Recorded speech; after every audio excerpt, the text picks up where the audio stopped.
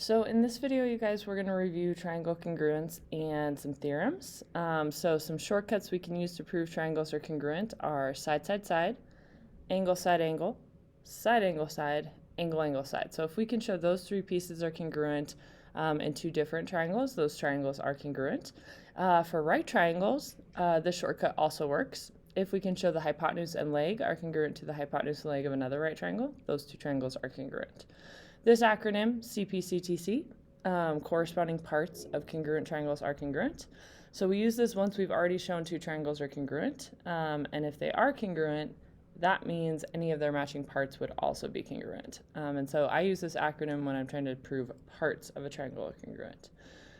These four theorems are some of the common ones we learned and used in this unit. So I'm going to add a little bit here. The picture here shows three interior angles of a triangle, so we can add those three angles together.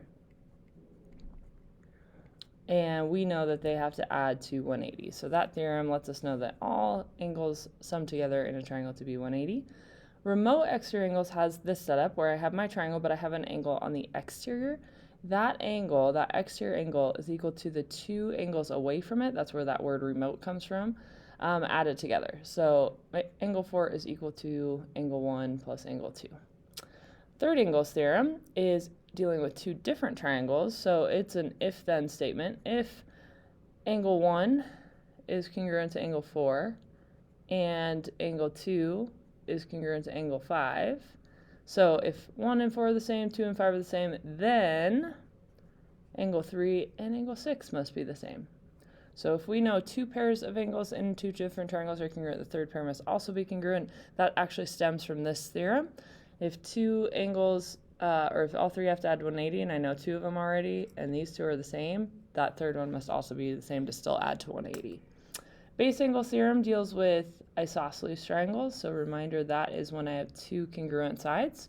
So if a triangle is isosceles, then its base angles are congruent. Base angles are congruent. So the base angles are the two angles that are across from those congruent sides. Okay, so if I have two congruent sides, I have two congruent angles. The angles are just across from those sides. Okay, the value of y. So in this first example here, you guys, this picture looks just like the remote exterior angles picture. I have this exterior angle and the two angles away from it. So that exterior angle is 146 degrees. It's equal to these two added together. So 5y plus 3 plus 4y plus 8.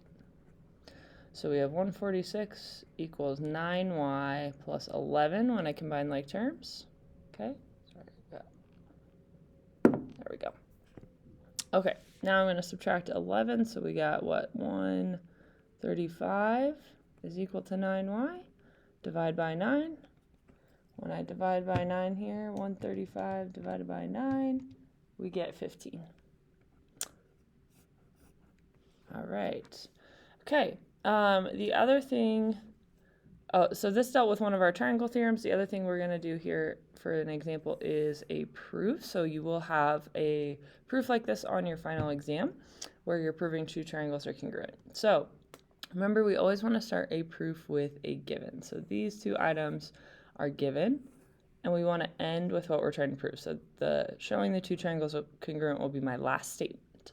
So I'm starting with those givens. The other thing I want to do is I want to mark whatever's given in my picture. That'll help me determine what shortcut I can use. So we're told that GH, so GH is parallel to IJ. So I'm going to add those parallel arrows. Remember, parallel does not mean congruent. So my goal is I want to show three things are congruent.